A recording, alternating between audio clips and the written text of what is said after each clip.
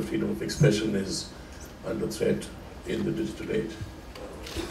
Even as we speak, the two young girls who were initially arrested for some innocuous postings on the social media and then released because there was an outrage. The charges have still not been withdrawn against them. We have television journalist Naveen Surinje, who is in jail for now over 2 months in Bangalore because he reported on a certain group attacking a homestay in Bangalore, and instead of being rewarded for his work, he has been charged under the criminal code for being one of the perpetrators, and bail has been denied to him. There are several issues. We know about the cartoonist, we know about the two professors in Jadavpur University. We know that the number of restrictions or things removed from social media in India are among the highest in the world. So there are lots of issues which face us, and most importantly, the government's continued defense of Section 66A of the Information Technology Act of 2000. We have an excellent panel of 5 people. We will begin with Sunil Abraham from Bangalore, who runs the Center for Internet Society. To begin with, internet freedom. This is a term that is mostly popularized by Hillary Clinton and her team at the US State Department. If you ask corporations like Google, and Raman is here to talk more about Google's perspective, what internet freedom means, they will say it means hands off the internet. That's what they think it means. What they usually really mean by that is hands off Google. They don't want governments interfering with large corporations like Google. But what is particularly strange about this civil liberties promotion from the US State Department is 3 very specific things. Number one, it is a technology-specific civil liberties agenda. You never hear the US State Department extend the argument to television freedom. You never see Hillary Clinton talking about how television should be uniformly free across the world. If you turn on your television set in any US hotel, you will notice, just in terms of choice, you don't have the 600 channels you will get in an Indian hotel. You don't have multiple religions represented in terms of evangelical preaching. You don't have linguistic choice. You don't have programming choice, etc. So America is very keen, because it suits them at this particular historical moment, to evangelize internet freedom, and then they find common cause with large American intermediaries. So we must think through that question a little carefully. The second element to the American internet freedom rhetoric is it does not include access to knowledge. If you read Article 19 very closely, then you realize in order to express oneself, in order to have free speech, then you also need one precondition, and that is the precondition of access to knowledge. And most recently, if you are on Twitter, you would notice that one very important internet hero has committed suicide, Aaron Swartz. And this was for retrieving more than 5 million scholarly articles from JSTOR, which is a scholarly database.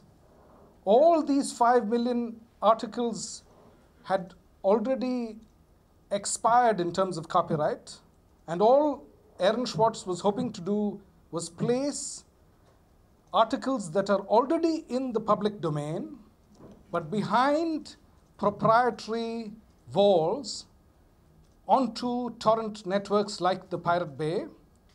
JSTOR, which has Lawrence Lessig on its board, withdrew charges, but the American prosecutors decided to continue and heaped all sorts of charges against Aaron Swartz. Some of these charges would have got Aaron Swartz 30 years in jail. and Aaron Swartz committed suicide. And again, you can see Hillary Clinton did not speak out in favor of Aaron Swartz like she did when the Chinese blogosphere was censored, perhaps. So the American definition of internet freedom does not extend to access to knowledge, very critical in our country, both from a knowledge perspective and also from the perspective of access to essential medicines. The internet freedom concept also, according to Hillary Clinton, does not include privacy. America, like most other countries, is rolling out comprehensive surveillance technology. In America, the safeguards that are available to European citizens, thanks to the Data Protection Directive, are unavailable. There are some amount of vertical privacy protections, but not as comprehensive as Europe. And Hillary Clinton does not see, in her mind, any contradiction. On the one hand, rolling out comprehensive surveillance, and on the other hand, championing internet freedom. If you try and censor certain content, then, like Barbara Streisand discovered, that content becomes more popular. People go out of the way to share that content, to publish that content, and access the content. So precisely the message that you're trying to shut down gets even more amplified. And in India also, when the government has on various occasions executed block orders inappropriately, they've had precisely that effect. The content that has been blocked has raged across the nation. Over the last 10 years, we had a war against consumers, executed mostly by rights holders, the Motion Picture Association of America and the Recording Industry Association of America. Notices were sent to thousands of American youngsters. Some of them were taken to court, still others were arrested. And this action of censorship, if one's definition of internet freedom includes access to knowledge, resulted in young Americans adopting virtual private networks and encryption wholesale. What activists were unable to do for decades was done by the rights holders in America through their acts of censorship within no time. And we saw this also in Bangalore for the first time when the government of India had a legitimate reason to regulate speech during the exodus of northeastern Indians from Bangalore and other cities, when a limit was placed on the daily SMSs that users could send. Users migrated to platforms like WhatsApp and other messaging services that are harder to monitor, harder to censor, harder to control. So there is this unintended effect of censorship, and that is why when the government decides to regulate speech, it must do it as last resort, because usually regulation of speech has the opposite effect. It amplifies the speech that you're trying to keep in check, and it teaches ordinary citizens all sorts of tricks to avoid monitoring and regulation of speech. Thank you so much. Freedom of expression is always under threat, in every time, in every age, digital or otherwise. Is it particularly under threat in the digital age? My answer is no. On the contrary, while all technologies have the potential for good and evil, if you have a very sharp knife, you can use it to cut your meatloaf or to cut someone's throat. Where I think the digital age is actually in itself a real threat is not so much to free speech, it is to privacy. To privacy. If I don't have the confidence that what I'm sharing with a couple of friends is going to stay with those couple of friends, but may suddenly be shared with the whole world, I will not speak as freely. To that extent it is. But on the whole, my answer is the digital age is a huge plus for freedom of expression. And by the way, if I may say so to our friend from Google, Google is terrifically good on free speech. It's not half so good on privacy, because it's by knowing all about you that it makes its money through targeted advertising. The digital age changes the way we have to think about free speech in the following fashion. In the whole of the modern period, the basic rule of thumb was, when in Rome, do as the Romans do, right? So if you're in the US, you follow the First Amendment. If you're in England, you follow the common law. If you're in India, you follow Indian law, and so on.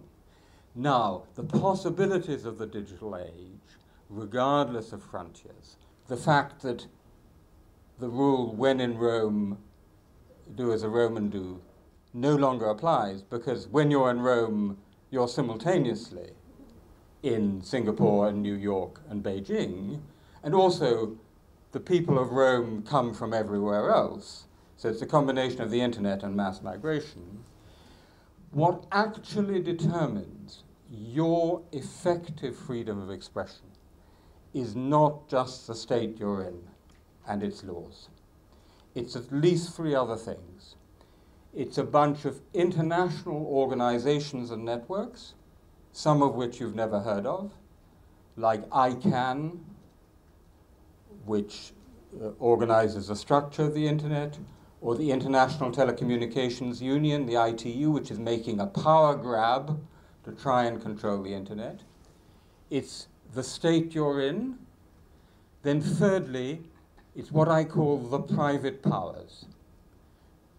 If Facebook were a country, it would be the third largest country in the world, after India and China. 1 billion users.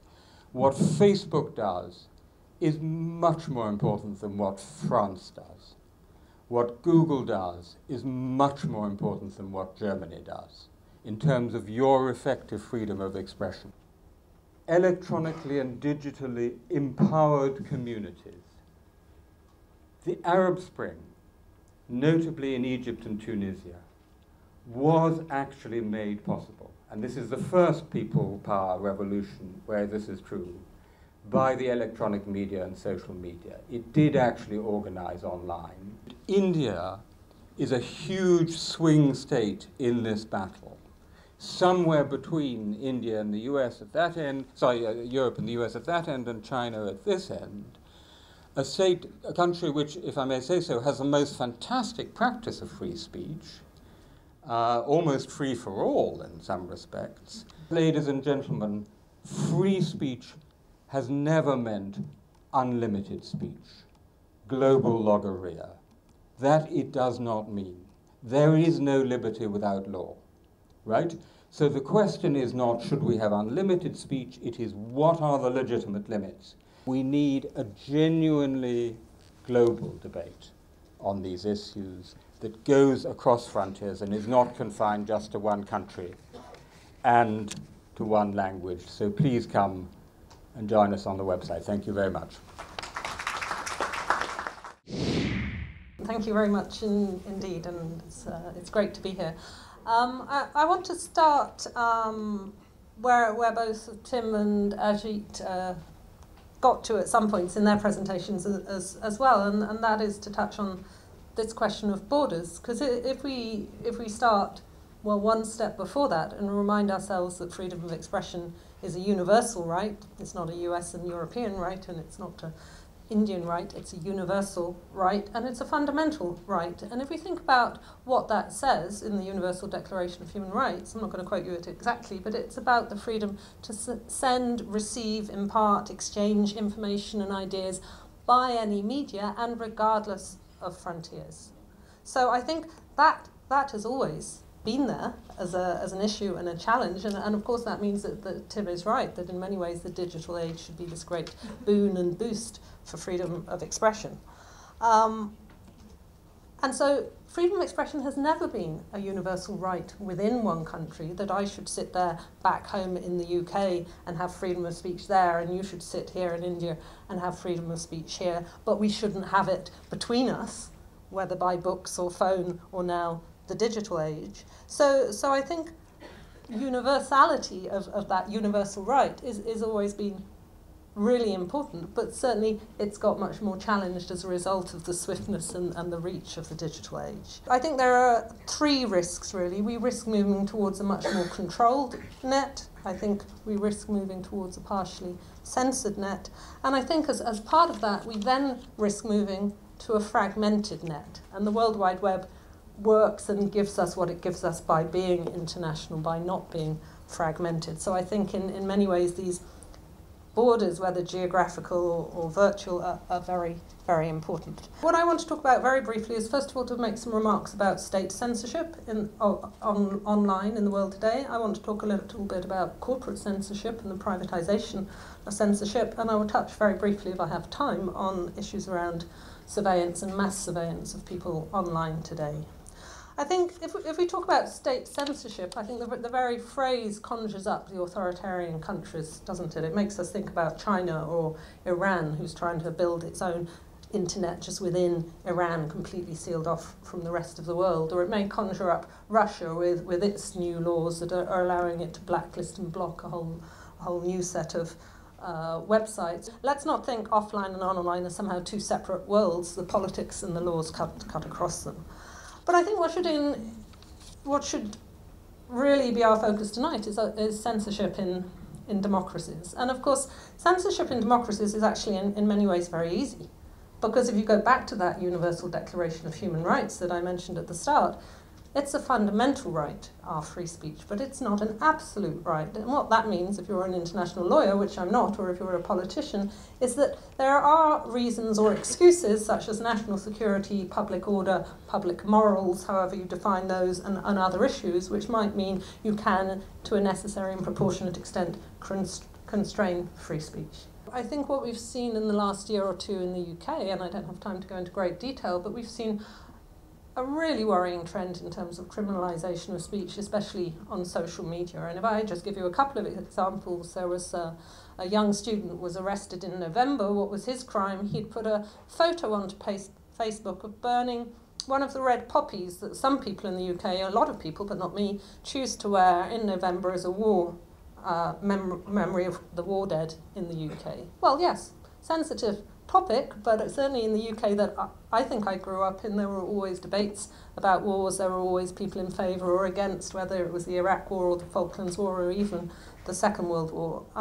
But he was arrested, and it's interesting to hear people here talk about Section 66A, if I've got that right. In the UK, it's the Comms Act 2003, Article 123, and that bans grossly offensive language, and it criminalises grossly offensive language. But it was actually developed not in 2003, but it came back from the 1930s. And what's happening in the UK is a law that was developed to stop harassment of public telephone operators is now being used to drag teenagers from their beds and arrest them because they've put photos of a burning poppy onto Facebook. Or I can give you slightly more, what would be more offensive examples for some. One man was given a community service punishment order because he'd put a Facebook post up that said British soldiers in Afghanistan should burn in hell. Well, it's a bit graphic. It's certainly both against the war in Afghanistan and it's against British soldiers, but can we not tolerate that sort of free speech in Britain anymore? Or are we getting more sensitive because of things being online? Or are we more sensitive, we somehow start to feel we should never be offended? So I think these are all issues that challenge all of us. I think there's two sides to the privatisation of censorship that worry me when we look at the digital age today. One is that governments are starting to co-opt those private companies, and to some extent the private companies are standing up to that, and that's very welcome. They're saying, you should do the monitoring, you should do the filtering, you should do the takedown, and it comes back to what was just being said about intermediary liability and trying to get people to understand why that's such a critical issue. So I think there's one set of issues there around privatisation of censorship. But there's the other side, which has also been mentioned already, and that's the fact that Facebook has its 1 billion members. And for its 1 billion members, it's saying what speech and what photos and what visual speech or visual expression is acceptable and is not acceptable. And that's the role that governments used to play. But I think, as a number of other speakers have said, the issue of surveillance, privacy, and the potential chilling effects of that are another really important element if we're trying to identify what are the things we should be most worried about. I don't have time to go into it, but as Tim said, that's not to say the web should be an anarchy, that's not to say we don't live in societies that have a rule of law, but that is to say we have to look very carefully at what's going on the internet, where our principles and laws go across, where the technology may create a new issue, like this question of what's an intermediary, are there a publisher, are there a service provider, whose roles are what. But let's not go for knee-jerk reactions just because something that may have been offensive if it was in a newspaper is offensive but more widely disseminated on Twitter or Facebook or somewhere else. Or we'll soon find if we try and stop with a global top-down agreement that we're all going to have no offensive speech around the world, which of course Russia and China would sign up to, and that's what they were playing at the ITU, we'll find we've shrunk our space for free speech to pretty much nothing at all. Thank you.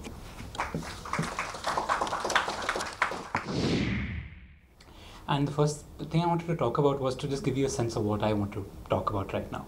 And that's about three things. One is, as many people on the panel pointed out, it's not about absolute freedom. It's not about no regulation, but obviously it is about what's appropriate and lawful. As a person involved in technology policy, but more importantly as a lawyer, brought up in the tradition of India's commitment to democracy and constitutionalism, we all recognize that you have restrictions and they can be imposed. The point, of course, and that's why lawyers make their money, unfortunately, is you find out is whether those restrictions are lawful or constitutional. The other point, of course, that technologists sometimes point out in this regard is whether regulations sometimes are appropriate, and that's something of a policy question. It's also a technical question. For example, you might want to do something, but literally sometimes, for example, architecture will not allow you to build a 20-story building on marshland, for example. That's a great example. Engineers sometimes point out when politicians or regulators can't give them great solutions saying, do this, they say, well, we can't because it's just not technologically not possible to do. Or you could do it, but you make a decision that you want to curb the ability of a product to work rather than reach its true potential. There are two other things that I also wanted to mention, and again, the panel mentioned this previously, that the debate is global. It's not just about one country, it's not just painting villains versus heroes, it's about the fact that in many countries across the world, particularly democracies, and I do admit a bias there, I personally am more interested in what democracies do on this, because that is where the debate takes place. And also being a person who's been brought up in one, I've been interested in what takes place here, also with our fellow countries in other regions, as to what's taking place. These debates are global, and that's something the panel pointed out, and I'm going to give you a bit more of context there. But lastly, and this is what I want to start with, is my personal sense of optimism about this, and to realize what we're really looking at. And let me give you an anecdote about this first. Some of you might be familiar, around a couple of years ago, there were bomb attacks that took place in Bombay, and people are trying to respond to it. During that time, it was quite difficult for residents in Bombay. I had friends as well there. And they were trying to find out where can they go, what forms of commuter transit were available, where could they go, for example, if they wanted to donate blood. They were friends of theirs they couldn't find, they were trying to locate them. And the interesting thing is that in many cases around the world when this takes place, you have emergency responder services who try to do things. Now, as you know, of course, that we in our country, we're trying to put in place many of these mechanisms. But what's interesting is the story of what I call as the Google document behind this.